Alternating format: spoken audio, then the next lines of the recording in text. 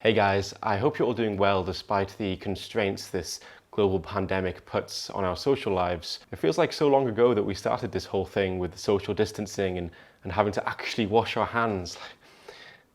Wash your hands? I hadn't washed my hands for years before this pandemic started. Today I have got a response video for you. And for those of you who don't know, Anthony Magnabosco is a YouTuber who has conversations with people to see how they arrived at their deeply held beliefs. He uses a technique called street epistemology to see whether the method people are using to conclude their belief is true is a reliable one. So I've been watching Anthony's channel quite a lot over the last couple of months, and watching his street epistemology videos has certainly influenced the direction I want to go in with my own outreach. I really think the vegan activist community could learn a lot from observing the ways in which Anthony communicates with people. Most of his interviews seem to be about religion and spiritual beliefs like karma, but he recently posted a video where he has a conversation with someone about his own beliefs regarding veganism, and Anthony puts forward an argument that he thinks might work against veganism. I really appreciate that Anthony is open and willing to discuss this issue, and I wish that more non-vegans on YouTube were willing to engage with the topic of veganism so openly. In my opinion though, his argument misses the point entirely, and so in this video, I'm going to go through Anthony's video and explain where I think he's going wrong. Yeah, you want to talk about veganism a little bit? Well, I haven't really. Do you follow me on Twitter? Because I actually was tweeting with Cosmic Skeptic about this just the other day. No. Do you know who that is? Yeah. Yeah, he posted this picture of, I think I saw it. it looked like a chicken with its wings spread, and the chicks were huddling beneath it. It was raining. And I don't exactly remember his actual tweet, but it was something to the effect of, see, look, there's something more going on here maybe than just instinct. I should probably look up the tweet to see exactly what it was. You want to pull it up? Yeah. And I replied with something like, Let me see. it does appear to be like moral. It does appear to be moral reasoning, but I'm wondering if it just is an instinct. Instinct in what? Meaning, maybe chickens just naturally extend their wings out when it rains to dry them, and maybe chicks just naturally look for their parent or a secure dry space in the rain. Is the mother really empathizing with the baby chicks and protecting them because she doesn't want them to get wet? Or is there instinct going on? Is the mother just instinctively sticking out her wings because that's what a chicken does in order to retard the water from its wings? So the conversation starts with Anthony discussing a post made by Alex O'Connor.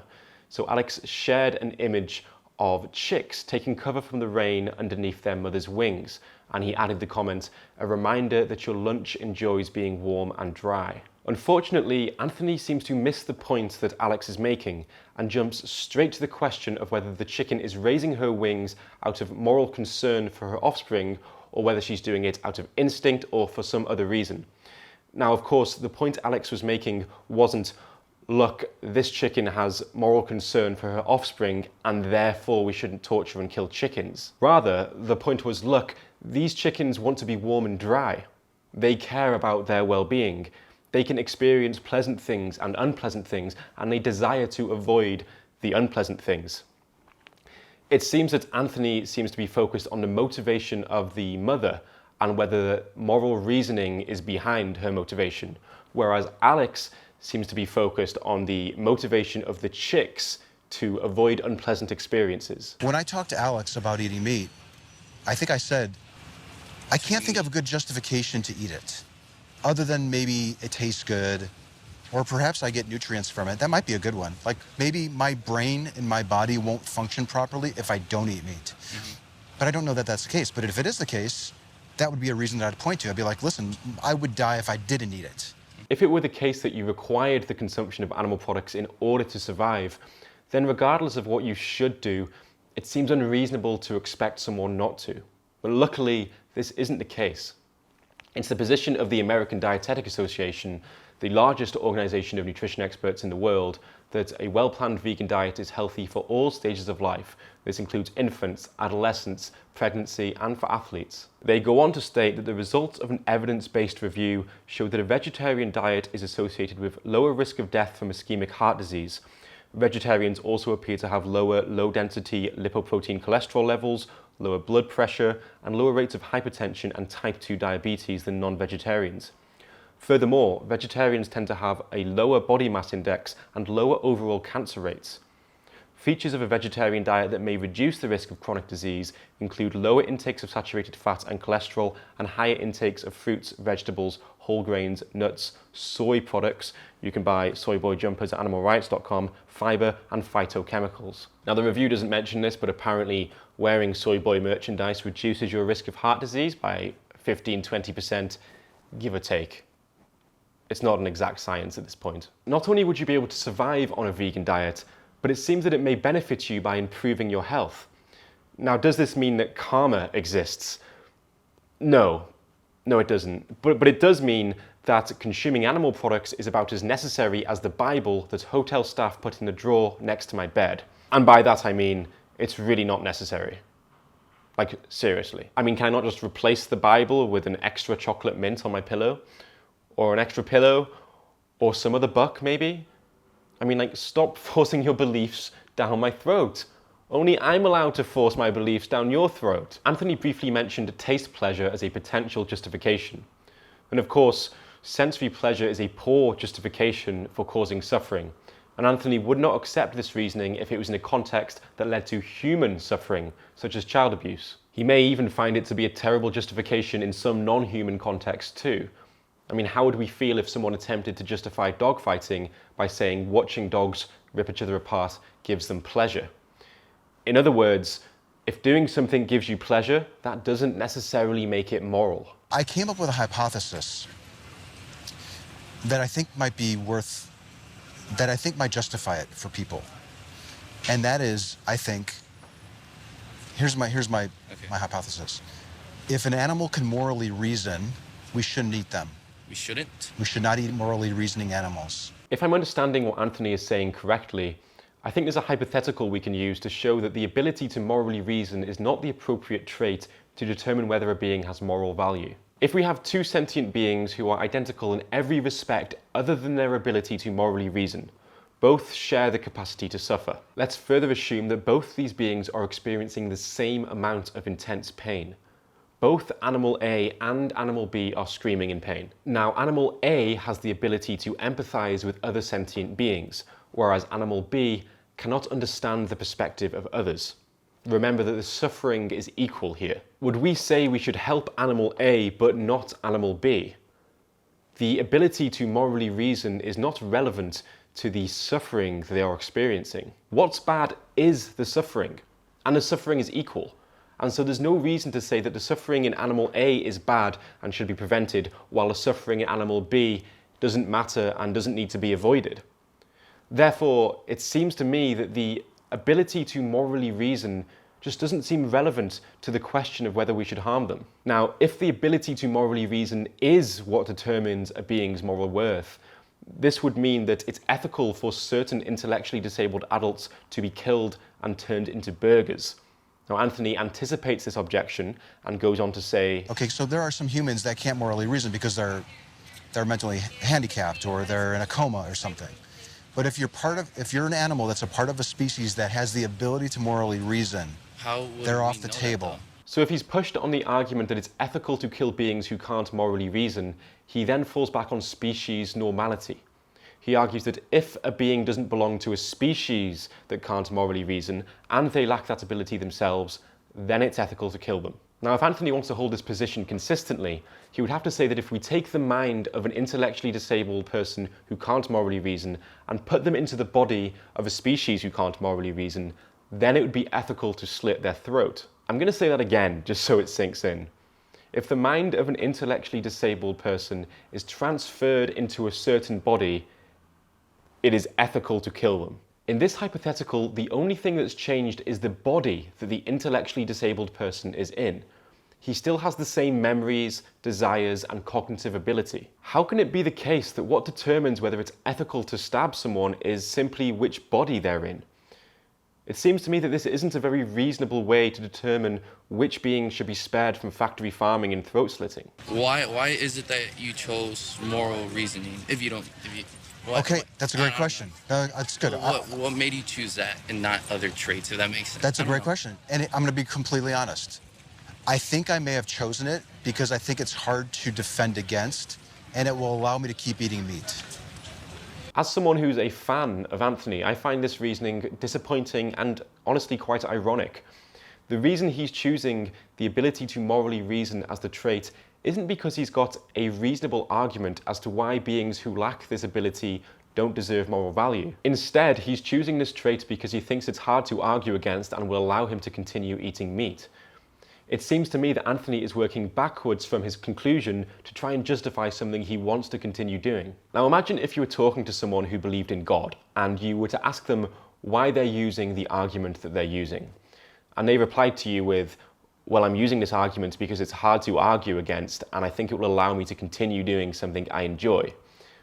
Anthony, I'm pretty sure you would not be satisfied with that reasoning. You would want them to think about reliable ways that we can determine whether or not their God exists, rather than having them working backwards from the conclusion that God exists because they want it to be so. When it comes to veganism, we should think about what determines whether it's ethical to harm an animal and work from there, rather than working backwards from the conclusion that it's ethical to kill animals because you want it to be so. They're getting hurt, I guess, emotionally. And do you care about that or no? I don't know if I should care if the animal doesn't. Because we know they have feelings, right? Here, let me flesh this out a little more. Okay, say it again. I didn't. No, it's okay. If a cow doesn't care if itself or other cows or its calves are suffering, why should I? Why should you what? Why should I care? Why should I care that the cows suffer if the cow itself doesn't care if it suffers? So Anthony's original position was that it's okay to kill animals who can't morally reason. He then seems to confuse the ability to morally reason with whether or not they care about their own suffering. Of course they care about their own suffering. If they didn't, then by definition it wouldn't be suffering. If we take a mentally disabled child who can't morally reason, it's not like he's going to be indifferent to getting his toenails pulled out because he lacks the capacity to empathize with others. Of course, if it were the case that animals didn't feel anything unpleasant, if they were just non-sentient entities that didn't care if you repeatedly stabbed them, then sure, go ahead. But it sounds like you may be confusing sentient beings with potatoes here. Let's extend it to humans. Okay. Are humans morally reasoning, or are we just working off of instinct? Let me propose a hypothetical. We have this wonderful bridge right behind you. And if we looked up there and there was some goofball like doing like a tightrope walk, but then he loses his balance and he's hanging on there and he's screaming for help. Would you go up there to help him? Yeah. Are you doing it because, why are you doing that? Is it instinct that's causing you to go help him? Yeah. Say like when are you kind of like when I fall you instantly put your hands on? No. Okay. I want to know why you would go help that guy. Instinct. Like I would. Why would you? Care. Because you care. Yeah, I wouldn't like to be in his shoes. Okay. I wouldn't, you know what I mean? So, I know the damage that could be done if he does fall, I guess, and would I like to be in that situation? No. See, now I would call that moral reasoning. Okay. Anthony poses this hypothetical to show that humans do have the ability to morally reason, as if to suggest that if they didn't, it would be ethical to farm and stab them on a mass scale. What's ironic is that his hypothetical shows that the reason they would want to help this person about to fall is because of the suffering that he would endure otherwise. It's got nothing to do with this person's ability to morally reason. If the person didn't have the ability to morally reason, would you have no issue with letting him fall off the bridge? Personally, I wouldn't want him to fall off the bridge and suffer regardless of his ability to morally reason. It's the suffering he would experience that matters to me. Likewise, the reason we shouldn't torture and kill non-humans is because of the suffering they would endure otherwise.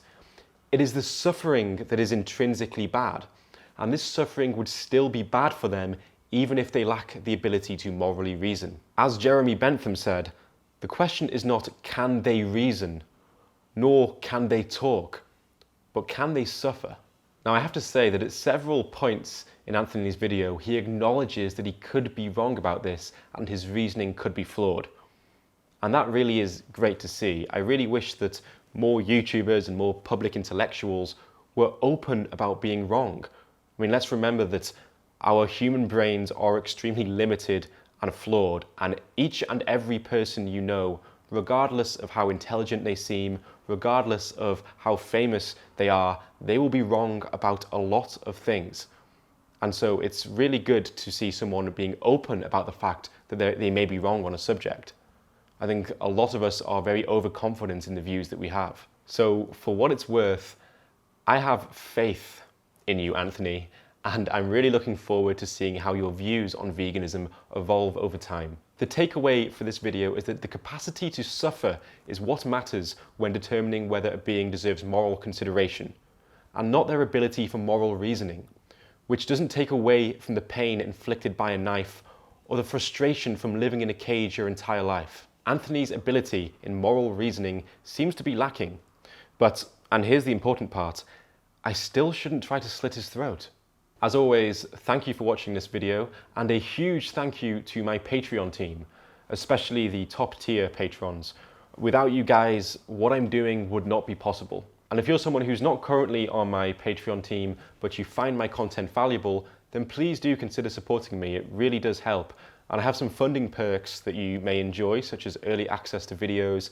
I'm going to start doing Patreon Q&A live streams where you can ask me any questions you like. But with that said, I hope you enjoyed this video. Remember to like, hit the subscribe button. There's a bell icon you can press so you can be notified whenever I release a new video. And I will be seeing you soon. Anthony, I'm contacting you from a different universe. I've been experiencing pure, infinite torture. Only you possess the red button to save me. Please hit the red button. I'm suffering so much. Please, Anthony, hit the button. Wait.